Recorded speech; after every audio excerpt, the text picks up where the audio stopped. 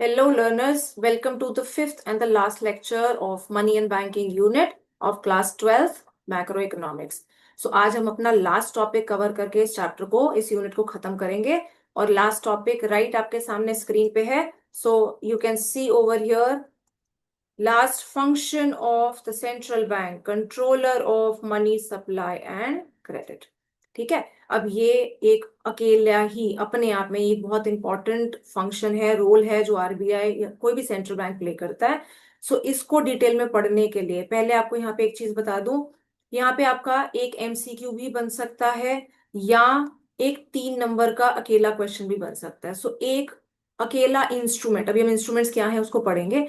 एक अकेला instrument can be asked as a 3 marker question by itself, right. Before I proceed further in the book, अभी वो चीज ना यहाँ पे नहीं दी हुई. एक चीज को यहाँ बता रही हूँ बच्चों. ये वाला टॉपिक एग्जैक्टली जो भी हम कर रहे हैं, controller of money supply and credit, completely same as it is will be replicated, repeat होगा आपके तीसरे यूनिट में. ठीक है, जो मैक्रो का आपका तीसरा यूनिट है, determination of income and employment, ये वाला टॉपिक वहां पे भी रिपीट होगा. तो अगर आप यहाँ पे अच्छे से समझ लेंगे आपको वहां भी आसानी होगी. एक चीज जो अब मैं बता रही हूँ वो यहाँ लिखी नहीं हुई है, उस यूनिट में उस चैप्टर में लिखी हुई है. ठीक है. तो इससे पहले यहाँ पे शुरुआत करेंगे एक इंस्ट्रूमेंट की.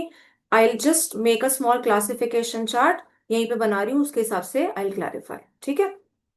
तो क्रेडिट और मनी सप्लाई, इसको कंट्रोल करने के लिए आरबीआई के पास जो इंस्ट्रूमेंट्स हैं, ठीक है. So what we write, these are the instruments.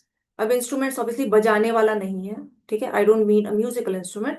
Instruments are the tools, right. So instruments जो आरबीआई के पास हैं उनको हम दो कैटेगरीज में, दो भागों में बांटते हैं. One is quantitative, the other is qualitative. ठीक. अब क्वांटिटेटिव इंस्ट्रूमेंट्स और क्वालिटेटिव का मतलब क्या है यहाँ पे पहले ब्रीफ में वो बता देती हूँ. हालांकि इतना डिटेल आपको चाहिए नहीं है, ना हमारे सिलेबस में है, बट स्टिल. सो क्वांटिटेटिव जैसे हमें नाम से पता चल रहा है, क्वांटिटी. ठीक है, इट डिपिक्ट्स क्वांटिटी. क्वांटिटी मतलब क्वांटिटेटिव इंस्ट्रूमेंट्स वो होते हैं जो वॉल्यूम ऑफ क्रेडिट को या मनी सप्लाई को पूरी इकोनॉमी में कहीं ना कहीं अफेक्ट करते हैं, कंट्रोल करते हैं.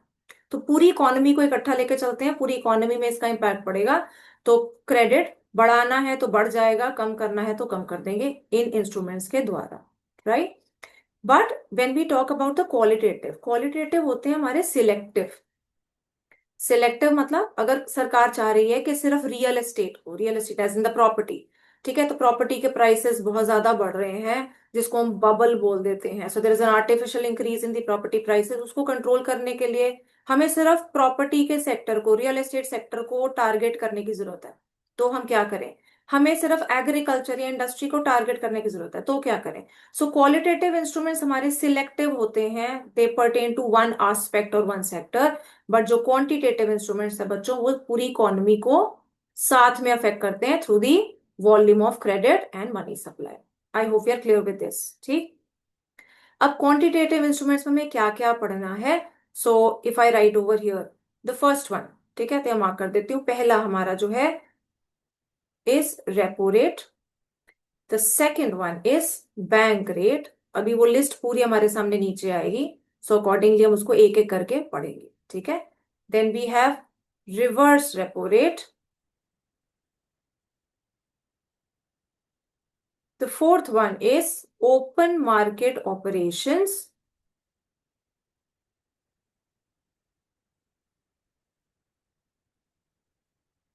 Fifth one जो आपने पहले भी पढ़ा था, statutory liquidity. Sorry, not this one, not statutory liquidity. Just let me erase this.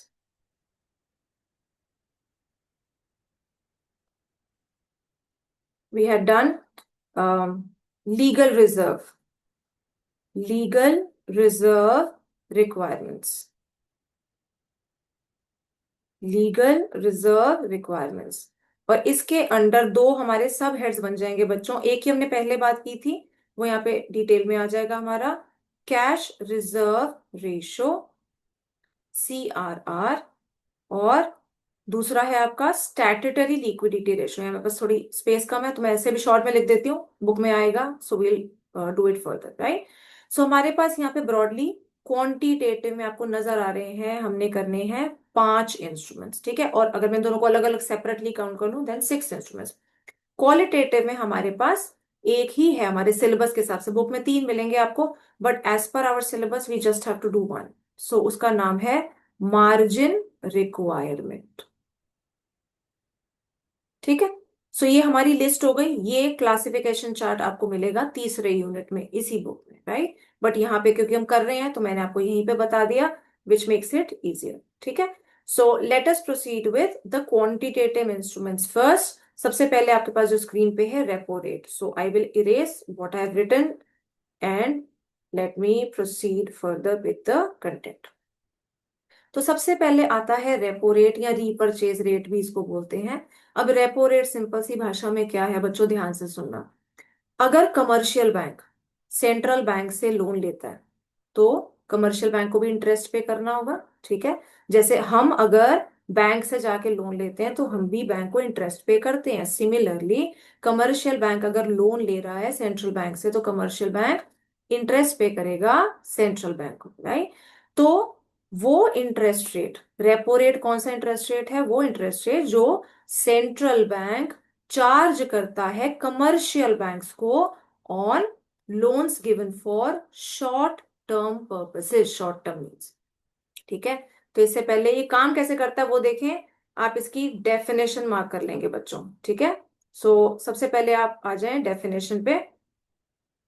So repo rate, repo rate is the rate at which the central bank of a country, RBI in case of India, आप सिर्फ RBI भी लिख सकते हैं paper में, lends money to commercial banks to meet their short term needs। अब बच्चों यहाँ पे जो ये चीज है ना शॉर्ट टर्म नीड्स, इसको इंपॉर्टेंट करके मार्क करना। अगर ये पेपर में नहीं लिखी तो आपके नंबर कटेंगे, ठीक है। वो क्यों कटेंगे अभी अगले उसमें बताऊंगी। तो this is very important, short term needs या लॉन्ग टर्म नीड्स ये स्पेसिफाई करना जरूरी है। तो जब हम रेपो रेट की बात करते हैं, रेपो रेट वो इंटरेस्ट रेट है जो किस लोन पे चार्ज किया जाता है, सेंट्रल बैंक चार्ज करता है कमर्शियल बैंक्स को on the loans for short term needs, ठीक।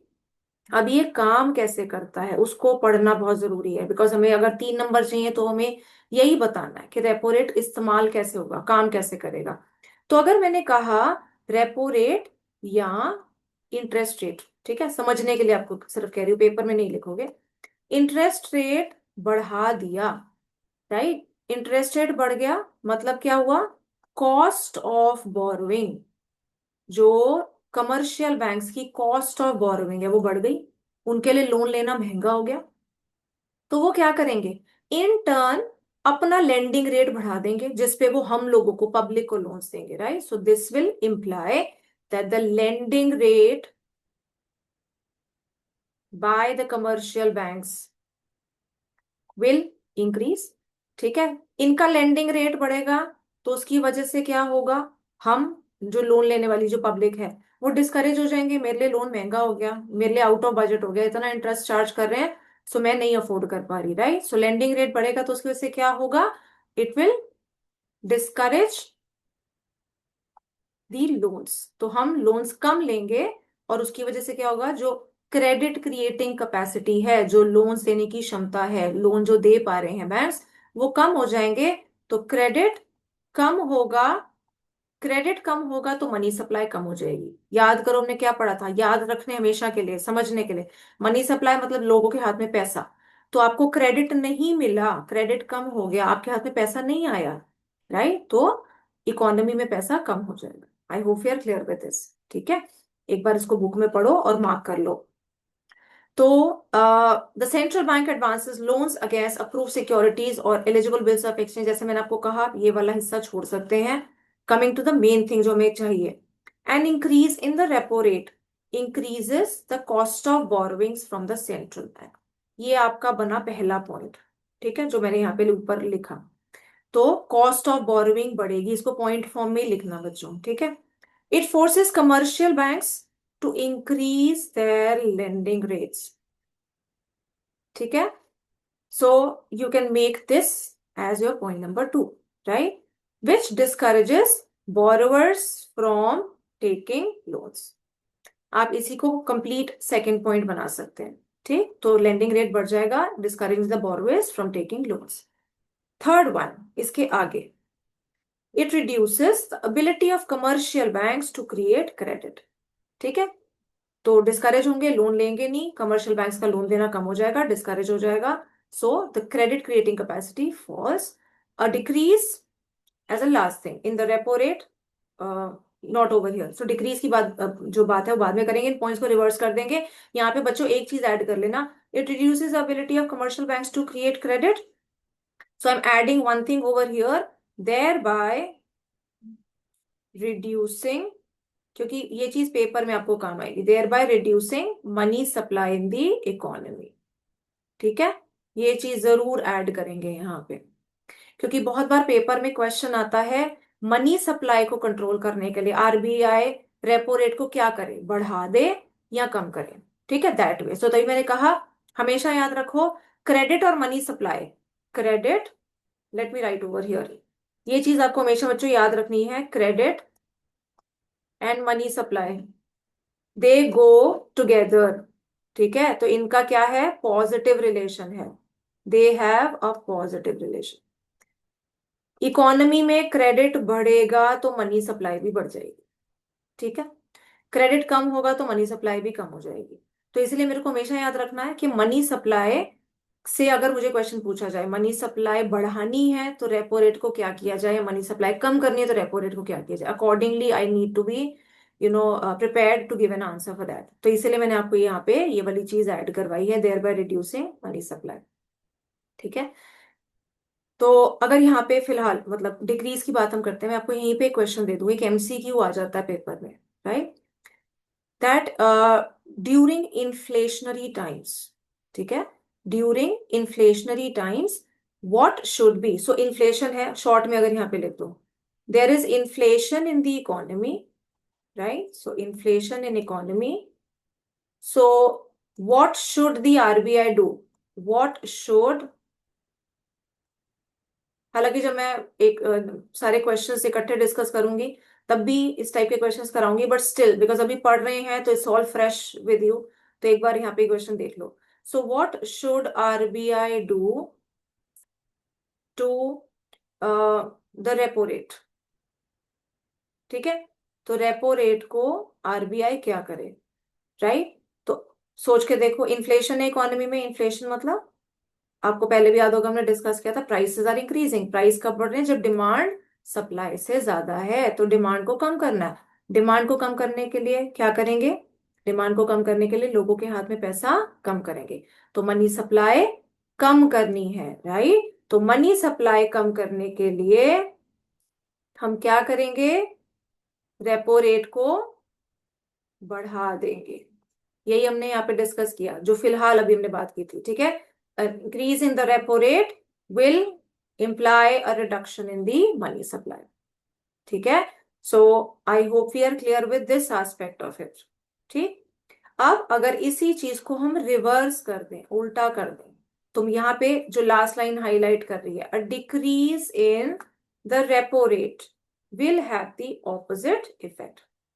ठीक है, तो अगर आप एक बार सोच के देखो, डिक्रीज इन रेपो रेट होगा तो क्या होगा, रेपो रेट हमने क्या पढ़ा, वो इंटरेस्ट रेट जो सेंट्रल बैंक कमर्शियल बैंक को चार्ज करता है on the loans given for short term needs. ठीक, तो विद दिस अंडरस्टैंडिंग अगर हम फिर से इस चीज को डिस्कस करें, तो अगर मैंने कहा रेपो रेट कम हो गया, रेपो रेट कम हो गया मतलब कॉस्ट ऑफ बोरोइंग कम हो गई, सिर्फ इसको उल्टा कर देना बच्चों, जो बुक में भी हमने मार्क करा ना उसका रिवर्स कर दोगे आप। So cost of borrowings for the commercial banks reduces, cost of borrowing कम हो जाएगी तो कमर्शियल बैंक्स क्या करेंगे, अपना लेंडिंग रेट कम कर देंगे, और लेंडिंग रेट कम करेंगे तो जो बोरोवर्स है वो एनकरेज हो जाएंगे। ठीक है, एनकरेजिंग दी बोरोवर्स, तो यहाँ पे बुक में आपको सारी एक एक लाइन लिख के नहीं बताई जाती है, तभी अगर आपने एक हिस्सा पढ़ा और उसको एक्चुअली बिल्कुल समझ लिया, you can make up your the other part of the answer. So lending rate falls, encouraging borrowers to take credit. ठीक है, वो क्रेडिट ज्यादा लेंगे तो क्या होगा, क्रेडिट क्रिएशन या credit capacity by commercial banks increases. इनका क्रेडिट क्रिएशन बढ़ेगा तो अल्टीमेटली क्या होगा, जो हमने बात की, मनी सप्लाई इकोनॉमी में बढ़ जाएगी। So what is the relation which we are seeing over here? Repo rate कम हुआ, मनी सप्लाई बढ़ गई। ठीक है, सो यहाँ पे बच्चों मार्क कर लेना, there is an inverse relation यहाँ पे, क्योंकि अगर ये एक नंबर का एमसीक्यू आता है, आपको इतना लंबा चौड़ा कहानी सोचने की जरूरत नहीं है, ना टाइम होगा पेपर में। ऑलवेज रिमेंबर, रेपो रेट और क्रेडिट या रेपो रेट और मनी सप्लाई में इनवर्स रिलेशन है, विपरीत संबंध। तो अगर मनी सप्लाई कम करनी है, रेपो रेट बढ़ा देंगे। मनी सप्लाई बढ़ानी है तो रेपो रेट कम कर देंगे। ठीक है, so I hope we are absolutely clear with the repo rate, how does it work. ठीक, अब अगर बच्चों आपको ये समझ आ गया तो बैंक रेट भी एग्जैक्टली सेम है, with just one little difference, functioning बिल्कुल सेम है। ठीक है, तो अब एक बार बैंक रेट को देख लेते हैं। So look at this one, bank rate also called as discount rate. अब बैंक रेट क्या है? Mark out the definition, is the rate at which central bank of a country, फिर से RBI, lends money to commercial banks to meet their long term needs। तो याद करो, भी repo rate अभी अभी हमने पढ़ा, उसमें क्या कहा? सेंट्रल बैंक कमर्शियल बैंक्स को जो इंटरेस्ट रेट चार्ज करता है उन लोन्स पे जो कि शॉर्ट टर्म के लिए होते हैं, वो रेपो रेट था। बैंक रेट क्या हो गया? जो लंबे समय के लिए लोन दिए, लॉन्ग टर्म नीड्स के लिए जो लोन दिए, उस पे जो इंटरेस्ट चार्ज किया वो कहलाता है bank rate. That is the only difference. So functioning बिल्कुल सेम है। ठीक है, तो जैसे हमने ऊपर पढ़ा, मैं उसको भी यहाँ पे वही लिखूं, it works exactly the same way. तो जस्ट वन क्विक रिविजन, अगर मैंने कहा बैंक रेट आरबीआई ने बढ़ा दिया, बैंक रेट बढ़ा दिया, फिर से वही कहानी है बच्चों, कॉस्ट ऑफ बोरोविंग बढ़ेगी। ठीक है, cost of borrowing commercial banks के लिए बढ़ेगी, तो ये क्या करेगी, उसकी वजह से वो अपना लेंडिंग रेट बढ़ाएंगे। लेंडिंग रेट बढ़ाएंगे तो क्या होगा? डिस्करेज होगी बोरोइंग। ठीक है, डिस्करेजिंग दी बोरोवर्स या discouraging borrowing by the people, right? Borrowing कम होगी तो इसकी वजह से क्या होगा? क्रेडिट कम हो जाएगा इकोनॉमी में। क्रेडिट कम होगा तो उसकी वजह से क्या होगा? मनी सप्लाई कम हो जाएगी। ठीक है, so this implies money supply falls. So यहाँ पे भी आप क्या देख पा रहे हैं? बैंक रेट बढ़ा, मनी सप्लाई कम हो गई। कैसा रिलेशन है? Again what we have is an inverse relation between bank rate and the money supply. ठीक है, सो एक बार बुक में पढ़ो, you will get the same thing. RBI has been actively using bank rate to control credit. Bank rate has the same effect as repo rate। या paper में नहीं लिखेंगे, ऑब्वियसली पेपर में आप वही पॉइंट्स बना के वही 3 पॉइंट्स लिखेंगे जिसमें ऊपर मार्क करें, right? That is an increase in bank rate increases the cost of borrowings from the central bank. ठीक, तो ये इंक्रीज के लिए मेरा बन गया पहला point. This leads to increase in lending rates by commercial banks, discouraging the borrowers from taking loans, right? ये मेरा बना दूसरा पॉइंट, जैसे मैंने ऊपर मार्क किया था। This reduces the ability of commercial banks to create credit। ये मेरा बना तीसरा पॉइंट, यहीं पे ऐड कर लेना बच्चों, create credit thereby reducing that same thing, thereby reducing the money supply। ठीक है, I hope you are clear. अब अगर मैं यहाँ पे कहूँ, ये एक छोटा सा टास्क मैं आपको दूंगी, अब इसका जो रिवर्स है वो आप सोचोगे सेम पैटर्न पे, जैसे मैंने रेपो रेट में लिखवाया था। तो मैं आपको कहूँ बैंक रेट घटा दिया, बैंक रेट घटा देंगे तो क्या होगा? One thing is for sure, अगर मैं आपको यहाँ पे डिस्कस करूं, given the inverse relation, bank rate अगर कम हो जाएगा तो उसका मतलब क्या है? मनी सप्लाई इकोनॉमी में बढ़ेगी। ये this is for sure, right? तो यहाँ पे अब बीच में जो पॉइंट्स हमारे आ रहे हैं उनको रिवर्स करेंगे। ठीक है, सो रेपो रेट और बैंक रेट बच्चों हमने देख लिया। I hope we are clear with what we have done so far. Right. So हमने दो क्वांटिटेटिव इंस्ट्रूमेंट्स करे हैं, बैंक रेट और रेपो रेट। अब हमारा तीसरा आता है रिवर्स रेपो रेट। अब ये थोड़ी, ये पुराना वाला मेरे पास इसमें पीडीएफ है फिलहाल के लिए, सो इसमें थोड़ा सा मैं चेंज कराऊंगी, ठीक है। सो अगर हम रिवर्स रेपो रेट की बात करें, रिवर्स रेपो रेट जो यहाँ पे आपको बुक में दिया हुआ है, ठीक है। तो रेपो रेट का उल्टा, अब उल्टा कैसे करना है, पहले रेपो रेट फिर से याद करो। रेपो रेट हमने क्या कहा, जो सेंट्रल बैंक चार्ज करता है कमर्शियल बैंक को शॉर्ट टर्म लोन्स पे, ठीक है, जो लोन दिए for short term needs, right. अब रिवर्स मतलब डायरेक्शन रिवर्स हो जाएगी, पर यहाँ पे हम लोन नहीं लिखेंगे। तो अगर यहाँ पे आप देखो what they are writing, this is exact opposite of repo rate. Reverse repo rate is the rate at which RBI borrows money from commercial banks. You will not write this, ठीक है। हम यहाँ पे क्या करेंगे, reverse repo rate, reverse repo rate एक वो rate of interest है जिस पे, ठीक है, जिस पे कमर्शियल बैंक्स अपना एक्स्ट्रा पैसा, सरप्लस फंड्स रखते हैं आरबीआई के पास, right. Let me give an example.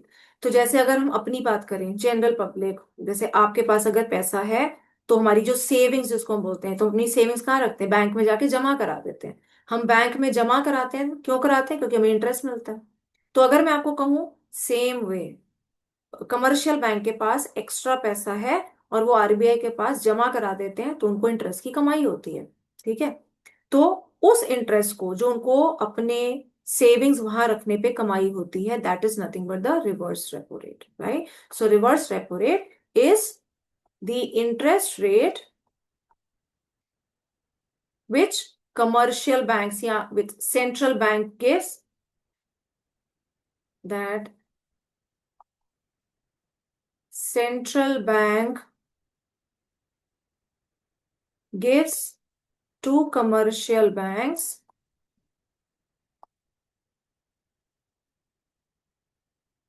on their surplus funds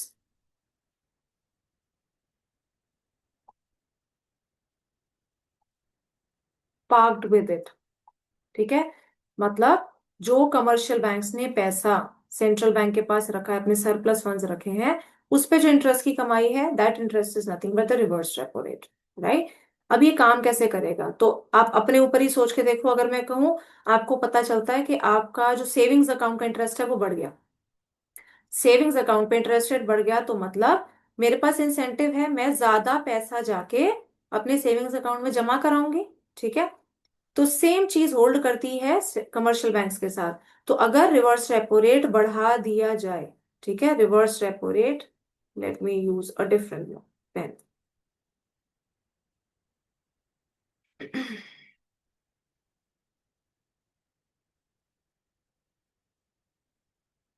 तो अगर मैं कहूं रिवर्स रेपो रेट बढ़ा दिया, ठीक है, तो इंटरेस्ट रेट जो कमर्शियल बैंक्स को मिल रहा है वो बढ़ गया। सो उसकी वजह से क्या होगा, this will encourage commercial banks, short में लिख रही हूँ बेटा यहाँ पे, this will encourage commercial banks to park their surplus funds, ठीक है, to park their surplus funds. वो अपना एक्स्ट्रा पैसा सेंट्रल बैंक के पास रखेंगे। अब पैसा उठा के सेंट्रल बैंक के पास रख दिया, तो इनके पास पैसा कम पड़ा लेंड करने के लिए, right. So this will imply what, as a मतलब फर्स्ट थिंग हमारी ये थी। As a second thing this will imply कि उनके पास जो पैसा है to give credit, to give loans, that has reduce, right. So this will reduce their lending capacity, loans देने की क्षमता घट जाएगी, लेंडिंग कैपेसिटी कम हो जाएगी। तो जो तीसरी चीज और आखिरी चीज हम यहाँ बात करें, क्या होगा, अल्टीमेटली लोन्स कम हो जाएंगे, क्रेडिट कम होगा और मनी सप्लाई भी कम हो जाएगी, ठीक है। तो यहाँ पे मेरे पास 3 पॉइंट्स हैं, अगर 3 नंबर का क्वेश्चन आता है। सबसे पहले मीनिंग हम जरूर लिखेंगे। तो रिवर्स रेपो रेट क्या है, वो इंटरेस्ट रेट जो सेंट्रल बैंक कमर्शियल बैंक्स को देता है उनके सरप्लस फंड्स पे जो सेंट्रल बैंक के पास रखे जाते हैं। काम कैसे करता है, वेरी क्लियरली, आरआरआर बढ़ेगा, एनकरेज करेगा कमर्शियल बैंक्स को पैसा रखने के लिए। पैसा ज्यादा आरबीआई के पास गया तो अपने पास कम बचा, तो लेंडिंग कैपेसिटी कम हो गई और क्रेडिट और मनी सप्लाई कम हो गई। ठीक है बच्चों, तो यहाँ पे भी हमने क्या देखा, what we what kind of relation do we have, just look over here. So reverse repo rate बढ़ा और मनी सप्लाई और क्रेडिट कम हो गया। ठीक है, तो क्या रिलेशन है हमारे पास यहाँ पे भी, what we have is inverse relation. ठीक है, I hope you are clear with this. ठीक है, तो हमने रेपो रेट पढ़ा, उसमें भी इनवर्स रिलेशन है। हमने बैंक रेट पढ़ा, उसमें भी इनवर्स रिलेशन है। हमने रिवर्स रेपो रेट पढ़ा, उसमें भी इनवर्स रिलेशन है। ठीक है, सो आपके सामने जो स्क्रीन पे मैंने लिखा है, I given you the meaning, I given you how it works. इसको हम अगर उल्टा कर देंगे तो मेरे पॉइंट्स जस्ट रिवर्स हो जाएंगे। ठीक है, तो रिवर्स रेपो रेट कम हो जाएगा अगर, तो क्या होगा, इंटरेस्ट रेट कम कमा रहे हैं, डिस्करेज हो जाएंगे कमर्शियल बैंक्स, इनकरेज की जगह डिस्करेज आ जाएगा। ठीक, तो this world will change. Second point में डिस्करेज होंगे मतलब अपने पास पैसा ज्यादा रहेगा, तो क्या करेंगे, लेंडिंग कैपेसिटी बढ़ जाएगी, पैसा है तो लेंड करेंगे, लेंड ज्यादा करेंगे तो क्रेडिट बढ़ेगा और मनी सप्लाई बढ़ जाएगी। ठीक है, so I guess we are good to go as regards the third instrument जो हमने पढ़ा, which was the reverse repo rate. ठीक है, अब हम आगे चलते हैं हमारे अगले क्वांटिटेटिव इंस्ट्रूमेंट पे, again a very very important topic, open market operations. तो इसको ही मार्क करना बच्चों, काफी बार very oftenly asked for 3 marks. ठीक है, ओपन मार्केट ऑपरेशंस, तो अगर हम यहाँ पे बात करें तो something new to be talked about over here. Open market operations as in के, ओपन मार्केट मतलब खुले बाजार, राइट। तो ओपन मार्केट में सेंट्रल बैंक क्या करता है, पहली बात याद करो, हमने पढ़ा था सेंट्रल बैंक गवर्नमेंट का बैंक है। ठीक है, सरकार का बैंक है, पढ़ा था ना हमने, बैंकर टू गवर्नमेंट। तो as a banker to government, central bank एक फंक्शन डिस्चार्ज करता है कि अगर गवर्नमेंट ने पैसा उठाना है पब्लिक से या कमर्शियल बैंक से, थ्रू से the sale of securities, right, securities as in the bonds. तो फॉर एग्जाम्पल, एक एग्जाम्पल आपको यहाँ पे देती हूँ, अगर मैं कहूँ NHAI, राइट, तो national highways authority of India, उनके बॉन्ड्स रिलीज होते हैं, उसके थ्रू गवर्नमेंट पैसा रेज करेगी लोगों से और उसको हाईवेज की कंस्ट्रक्शन में इस्तेमाल करेगी, राइट। तो अगर बॉन्ड्स के थ्रू पैसा रेज किया, तो आप उसमें पैसा क्यों डालोगे, बॉन्ड्स में पैसा ऐसे डालेंगे बिकॉज हमें इंटरेस्ट की कमाई होगी, हमें रिटर्न मिलेगा, और गवर्नमेंट के बॉन्ड्स रिलेटिवली काफी सेफ होते हैं। ठीक, तो कमर्शियल बैंक्स भी खरीदते हैं, हम भी खरीदेंगे, हम भी जो खरीदेंगे वो कमर्शियल बैंक्स के थ्रू ही खरीदेंगे, so everything goes through the banks. ठीक है, तो पर इसको गवर्नमेंट के बिहाफ पे इसको एग्जीक्यूट कौन करेगा, इस सेल और परचेज को करेगा कौन, that is done by the RBI, right. So that is the aspect of, or that is the instrument of open market operations. तो पहले definition मार्क करते हैं, फिर उसको पढ़ेंगे डिटेल में। So open market operations refer to buying and selling of government securities by the central bank from or to, buying लिखा था तो इसलिए from और to the public and commercial banks। ठीक है, दो चीजें आ रही हैं क्योंकि जैसे मैंने कहा ट्रांजैक्शन बाय करेगा या सेल करेगा। ठीक है, तो purchase and sale of the government securities. अब ये काम कैसे करेगा, तो अगर मैं आपको कहूं, सिंपल सी चीज आपको याद रखनी है हमेशा, अगर मैंने कहा for example sale of securities, ठीक है, गवर्नमेंट की सिक्योरिटीज बेची, गवर्नमेंट के बॉन्ड्स बेचे, अब बॉन्ड्स दिमाग में लेके चलो, गवर्नमेंट के बॉन्ड्स अगर RBI ने बेचे, ठीक है, गवर्नमेंट को पैसा चाहिए, बॉन्ड्स बेचे, पैसा आएगा, राइट, आप खरीदोगे, पब्लिक खरीदेगी या बैंक्स खरीदेंगे, बैंक्स के थ्रू खरीदेंगे, तो क्या होगा, हमारा पैसा चला जाएगा, यस और नो, राइट। तो पैसा चला जाएगा तो क्या होगा, मनी सप्लाई कम हो जाएगी। ठीक है, तो सेल ऑफ सिक्योरिटीज क्या करेगी, this will reduce the reserves और this will reduce the credit capacity of commercial banks. Commercial bank इसमें पैसा डाल देंगे तो उनके पास पैसा कम बचेगा और अल्टीमेटली क्या होगा, क्रेडिट और मनी सप्लाई इकोनॉमी में कम हो जाएगी। ठीक है, तो अगर मनी सप्लाई कम करनी है तो हम क्या करें, हम सिक्योरिटीज को सेल करेंगे, RBI सेल करेंगे। ठीक है, तो यहाँ पे एक बार ये वाला पॉइंट देखो, sale of securities by the central bank reduces the reserves of commercial banks, वही चीज मैंने आपको बताई थी. It adversely affects the bank's ability to create credit and therefore decrease the money supply in the economy. ठीक है. तो इसी चीज को हम तीन पार्ट्स में अगर तोड़ दें, तो जैसे मैंने आपको ऊपर बताया, sale of securities first point, reduces the reserves. ठीक है, तो reduces reserves is my point number one. It adversely affects the bank's ability to create credit, ये मेरा बन गया पॉइंट नंबर टू. ठीक है. Third and the last point, it decreases, यहाँ पे आप ये भी ऐड कर लीजिए, decreases credit and money supply in the economy. So 3 points again for a 3 mark question. तो वेरी क्लियरली यहाँ पे ये चीज याद रखना बच्चों, मनी सप्लाई अगर हमने कम करनी है तो क्या करेंगे, सिक्योरिटीज की सेल करेंगे. ठीक है. अब इसका अगर उल्टा मैं कर दूं, सो अब मैं कहूं परचेज ऑफ सिक्योरिटीज. आरबीआई ने परचेज करी सिक्योरिटीज. ठीक है. परचेज करेगा मतलब इसको बाय बैक करना. तो अगर आपने फॉर एग्जांपल गवर्नमेंट के बॉन्ड्स लिए थे, तो बॉन्ड लिए, तो what ever the time period of maturities, for example 5 साल के बॉन्ड्स हैं, तो उसके बाद आप उसको बेचोगे भी तो सही, राइट. तो आप बेचोगे तो कोई खरीदने वाला भी है, कौन खरीद रहा है, आरबीआई. तो अगर आरबीआई ने सिक्योरिटीज परचेज करी, बॉन्ड्स वापस खरीद लिए, तो क्या करेगा, आपको बदले में पैसा देगा. तो अगर आरबीआई परचेज करेगा, सो परचेज करेगा मतलब पैसा देगा, तो अल्टीमेटली क्या होगा, the reserves of commercial banks will increase, और उसकी वजह से क्या होगा, उनका जो क्रेडिट कैपेसिटी है वो बढ़ेगी, क्रेडिट बढ़ेगा और मनी सप्लाई भी बढ़ जाएगी. ठीक है. तो एक बार ये वाला पॉइंट देखेंगे, purchase of securities by the central bank increases the reserves, जैसे हमने कहा ऊपर, तो ये मेरा पहला पॉइंट बन गया. And raises the bank's ability to give credit, दूसरा पॉइंट. तीसरा पॉइंट जैसे हमने ऊपर लिखा था, so third point you will add, this will increase credit and money supply in the economy. I hope we are clear on to open market operations. Money supply कम करनी है तो क्या करेंगे, सेल करेंगे. मनी सप्लाई बढ़ानी है तो हम क्या करेंगे, परचेज करेंगे.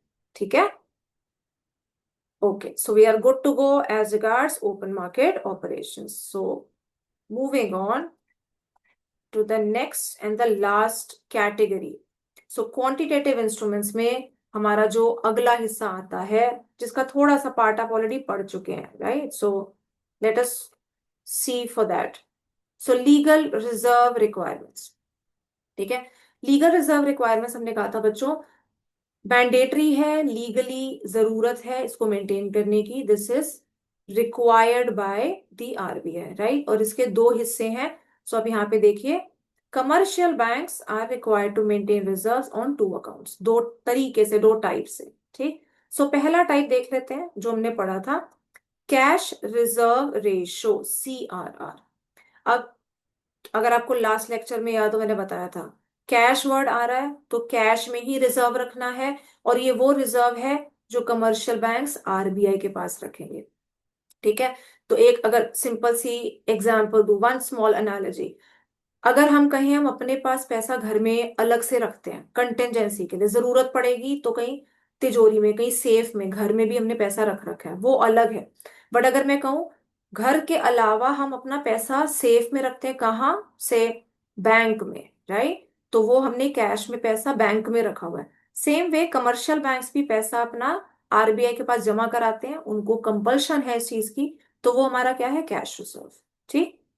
तो यहाँ पे इसकी डेफिनेशन देखेंगे, it refers to minimum percentage of, book में क्या दे रखा है, net demand and time liabilities. आप इसको सिंपल सी भाषा में minimum percentage of total deposits भी लिख सकते हो बच्चों, कोई दिक्कत नहीं है उसमें. ठीक है. Net percentage of total deposits to be kept by commercial banks with the central bank, ये चीज इंपॉर्टेंट है. ठीक है. कैश में रखा जाएगा टोटल डिपॉजिट्स का हिस्सा, और सेंट्रल बैंक के पास रखा जाएगा, राइट. अब काम कैसे करेगा, जैसे हमने पहले भी पढ़ा था. तो अगर मैं कहूं CRR, let me right over here, cash reserve ratio बढ़ा दी सेंट्रल बैंक ने. ठीक है. तो इसका क्या इंपैक्ट पड़ेगा, CRR बढ़ गई मतलब ज्यादा रिजर्व रखना पड़ेगा. सो जो रिजर्व रखना है कमर्शियल बैंक्स को वो बढ़ जाएगा. रिजर्व रखना बढ़ जाएगा तो मतलब उनके पास पैसा कम हो जाएगा, ठीक है, तो उनकी जो क्रेडिट क्रिएटिंग कैपेसिटी है वो घट जाएगी। Credit creating capacity will fall. Credit creating capacity कम हो जाएगी तो लोन्स कम दे पाएंगे, क्रेडिट कम होगा और मनी सप्लाई भी कम हो जाएगी, ठीक है। तो अब यहाँ पे देखो फिर से हमें क्या रिलेशन मिल रहा है। सीआरआर बढ़ाया था तो क्रेडिट और मनी सप्लाई को क्या हो गया, कम हो गई। So what we have is again an inverse relation between the two, ठीक है। I hope we are clear on this. तो अब यहाँ पे आप देखो, a change in CRR affects the ability of commercial banks to create credit. For example, an increase in CRR reduces the excess reserves of commercial banks। यही मैंने आपको यहाँ पे बताया, ठीक है। यहाँ पे यहाँ जो मैंने रिजर्व इंक्रीज लिखा था वो रिजर्व रखना था, इस रिजर्व का मतलब यहाँ पे ये है, ठीक है। So reduces the excess reserves of commercial banks and limits their और decreases their credit creating power. सिर्फ बच्चों यहाँ तक नहीं लिखेंगे, क्रेडिट क्रिएटिंग पावर या कैपेसिटी कम हुई उसके बाद ये हिस्सा जरूर लिखना है, ठीक है, कि इसके बाद क्रेडिट और मनी सप्लाई कम हो जाएगी। This is indispensable, this has to be written, ठीक। I hope you are clear with this. Inverse relation जरूर याद रखेंगे, that is important, right. So अगर हमें सीआरआर समझ आ गया, अब हम इसका दूसरा हिस्सा देखते हैं which is statutory liquidity ratio. अब ये क्या चीज है। So coming over to this, जैसे मैंने आपको कहा जो पैसा अगर आप घर में रखते हो अपनी सेफ में कि जरूरत पड़ेगी तो वहां से निकाल लेंगे, ये सेम स्टोरी उनके पास है। हम तो कैश में ही रखते हैं, मतलब या कोई और अगर हमारे पास ऐसा असेट है जिसको हम तुरंत बेच के, ठीक है, वो हमने सेफ में रख रखा है, फॉर एग्जाम्पल लाइक गोल्ड, हम उसको बेच के पैसा हासिल कर लेंगे या ले लेंगे जरूरत के टाइम। सो ऐसे रिजर्व्स की अगर हम बात करें तो वो क्या है, that is for commercial banks a statutory liquidity ratio, ठीक है। तो एक बार डेफिनेशन मार्क करो, it refers to minimum percentage of, फिर से यहां पे चेंज कर देते हैं, टोटल डिपॉजिट्स। टोटल डिपॉजिट्स का वो परसेंटेज, वो हिस्सा which commercial banks are required to maintain with themselves, अपने पास, उन्होंने अपने पास रखना है। रिजर्व है बट अपने पास रखना है, बट रिजर्व डेफिनेटली है तो हम इसको लोन में नहीं दे सकते वो पैसा, ठीक है।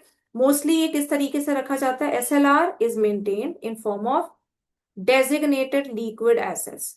तो इसको कैश की फॉर्म में भी रख सकते हैं, गोल्ड की फॉर्म में रख सकते हैं, नहीं तो गवर्नमेंट सिक्योरिटीज की फॉर्म में रख सकते हैं, राइट। तो लिक्विड एसेट्स का पर्पस क्या है, इसको कन्वर्ट करना आसान होगा, that is what the meaning is. Such as excess reserves, यहाँ पे अनएनकम्बर्ड लिखने की जरूरत नहीं है, आप सिर्फ गवर्नमेंट सिक्योरिटीज लिख सकते हैं, ठीक है, या यहाँ पे गोल्ड भी ऐड कर सकते हैं, राइट। तो यूजुअली लिक्विड एसेट्स की फॉर्म में एसएलआर मेंटेन की जाती है। Now coming on to how it works. So change in SLR affects the freedom of banks. Uh, don't just go for this. How will it work, इसको भी simple भाषा में करते हैं जैसे हमने ऊपर सीआरआर के उसमें किया था, ठीक है। तो यहाँ पे लेट मी राइट। सो अगर मैं कहूँ एसएलआर बढ़ा दिया, स्टैट्यूटरी लिक्विडिटी रेशो बढ़ गई, अल्टीमेटली क्या है, हमारा रिजर्व बढ़ गया। तो रिजर्व बढ़ गया मतलब जो क्रेडिट क्रिएटिंग कैपेसिटी बैंक्स की है, credit creating capacity of the banks वो कम हो जाएगी, ठीक है। रिजर्व ज्यादा रखना है, क्रेडिट क्रिएटिंग कैपेसिटी कम हो गई। क्रेडिट क्रिएटिंग कैपेसिटी कम होगी तो क्या होगा, क्रेडिट कम हो जाएगा और मनी सप्लाई भी कम हो जाएगी, ठीक है। तो यहाँ पे भी अगर बच्चों आप नोटिस करो, what is the relationship, SLR बढ़ा और क्रेडिट और मनी सप्लाई कम हो गया। Same way it works the same way like your CRR, inverse relation, ठीक है। तो यहाँ पे इसको एक बार पहले पूरा पढ़ लेते हैं। So change in SLR affects the freedom of banks to sell government securities और borrow against them from the central bank. An increase in SLR reduces ability of banks to give credit and vice versa. तो यहाँ पे I will focus on this line, last line, right. और इसको बढ़ा के हम कैसे लिखेंगे, तो एसएलआर पहले है क्या, आप उसका मीनिंग लिख दें। एसएलआर बढ़ेगा so this implies more of reserves, so this implies, एक लाइन वो भी ऐड कर सकते हो जैसे मैंने ऊपर ऐड कराया था, सो मोर ऑफ या increase in reserves to be kept by, to be kept by the commercial banks. ठीक है, कमर्शियल बैंक्स को रिजर्व ज्यादा रखना पड़ेगा। रिजर्व ज्यादा रखना पड़ेगा तो क्या होगा, क्रेडिट क्रिएटिंग कैपेसिटी कम हो गई और क्रेडिट और मनी सप्लाई कम हो गया। So again we have easily 3 points for a 3 mark का क्वेश्चन। इसका मैं रिवर्स कर दूं तो यू कैन जस्ट चेंज, ठीक है, रिलेशन इनवर्स ही रहेगा। तो एसएलआर अगर मैं कहूं, एसएलआर कम हो गई, रिजर्व कम हो गया, क्रेडिट क्रिएटिंग कैपेसिटी बढ़ जाएगी और क्रेडिट और मनी सप्लाई बढ़ जाएगा। ठीक है, तो इनवर्स रिलेशन याद रखेंगे बच्चों and you will be able to justify your answer, right. So this was about the legal reserve requirements, CRR and SLR. ठीक है, काम दोनों एक तरीके से करते हैं, रखने का तरीका, फॉर्मेट थोड़ा सा डिफरेंट है। Coming to the last bit, अब यहाँ पे हमारा आ गया, हमने जो हमारे 5 क्वांटिटेटिव इंस्ट्रूमेंट्स हैं या 6 क्वांटिटेटिव इंस्ट्रूमेंट्स, दोनों को अलग कर दें तो वो हमने कर लिए। अब हमारा एक इकलौता जो क्वालिटेटिव इंस्ट्रूमेंट है सिलेबस का वो आ जाता है, मार्जिन रिक्वायरमेंट्स। ठीक है, तो ये हमारा क्वालिटेटिव इंस्ट्रूमेंट आ जाता है यहाँ पे।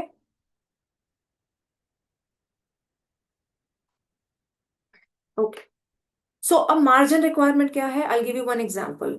तो अ, अगर आप बैंक से लोन लेने जाओ, ठीक है, आपको एक घर खरीदना है, you have to buy a house, right. So you have to buy a house, that is your aim. ठीक है, उस घर की जो कीमत है, एक सेकेंड,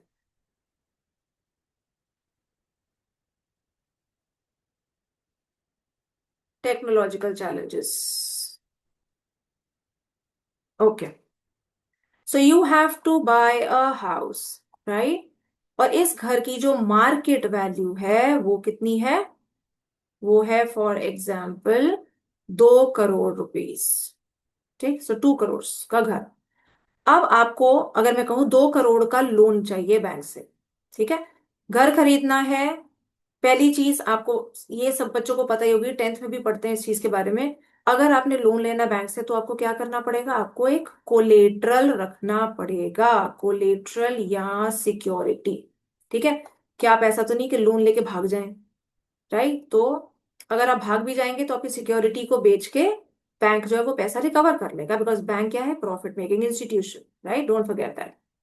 सो कोलेटरल रखना पड़ेगा। अब यहाँ पे, तो coming back to this, 2 crore का घर खरीदना है, उसकी मार्केट वैल्यू 2 करोड़ है, वही कोलेटरल आपका काउंट हो गया, राइट। तो क्या, अब if I ask you a question, क्या बैंक आपको 2 करोड़ का पूरा लोन दे देगा? Answer is a definite no, right. क्यों? क्योंकि घर की कीमत है 2 करोड़, जो कि आपका कोलेटरल का ही तरीके से एक्ट करेगा।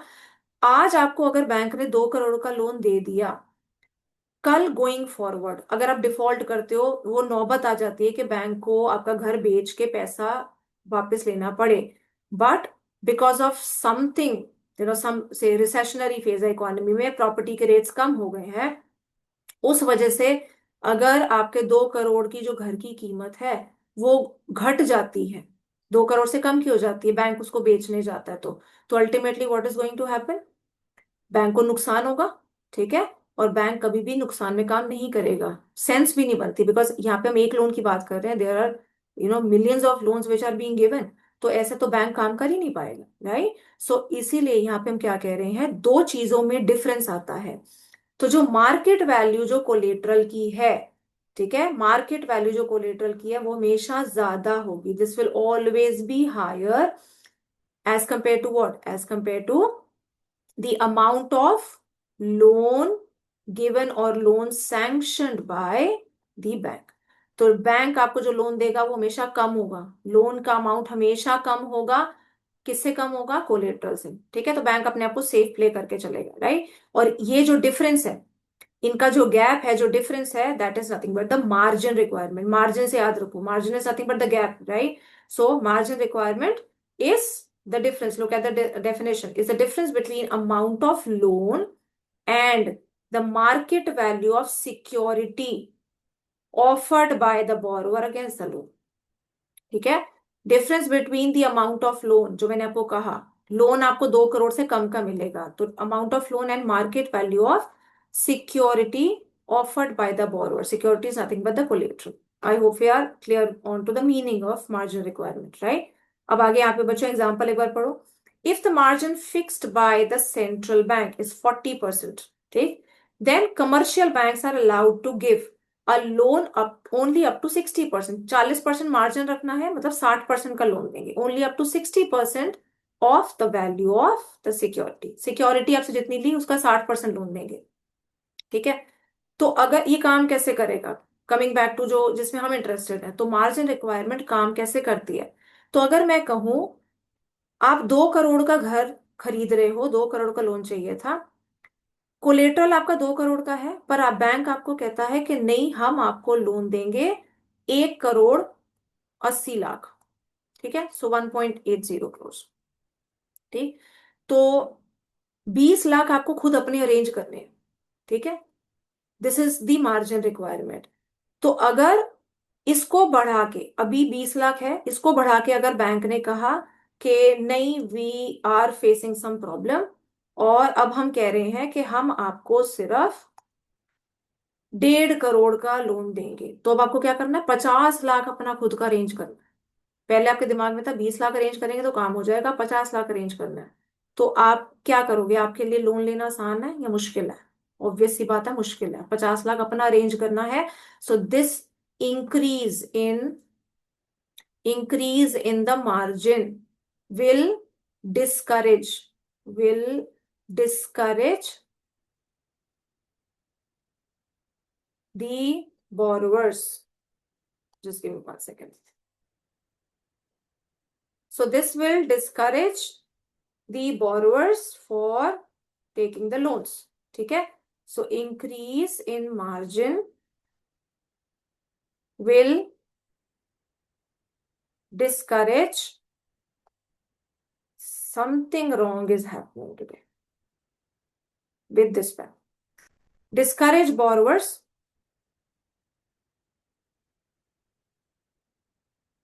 right? Borrowers discourage होंगे तो क्या होगा, this will imply credit falls। Credit fall करेगा तो मनी सप्लाई भी फॉल कर जाएगी। ठीक है,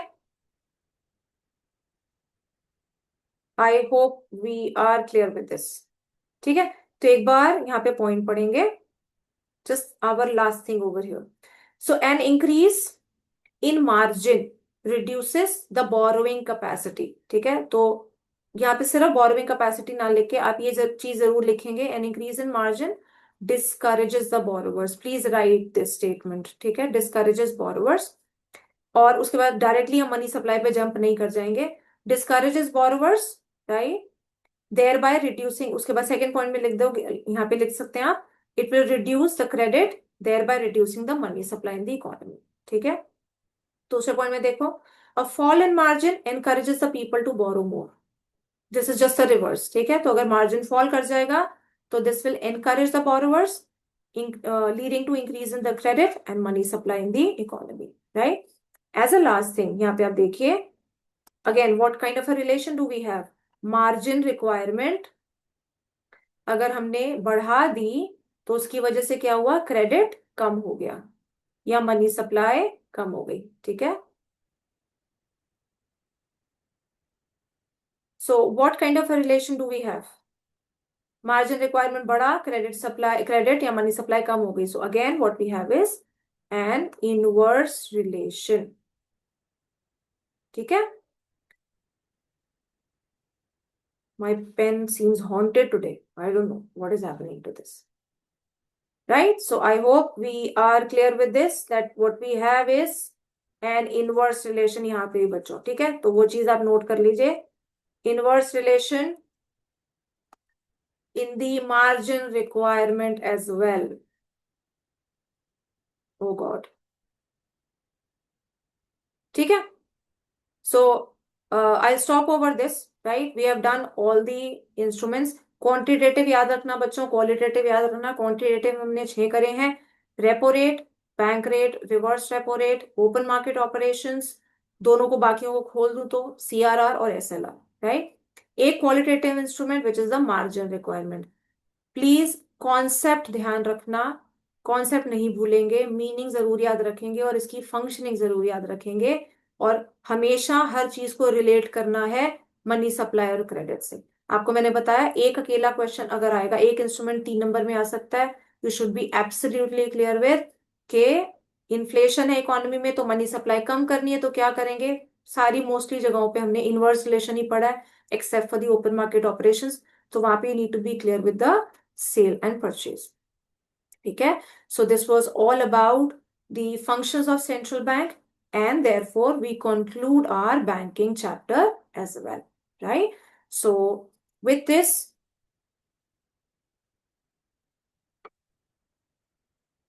with this we have finished our banking chapter and the money and banking unit. अब next class में बच्चों मैं questions लूंगी, likely questions and specifically the CBSE past year questions।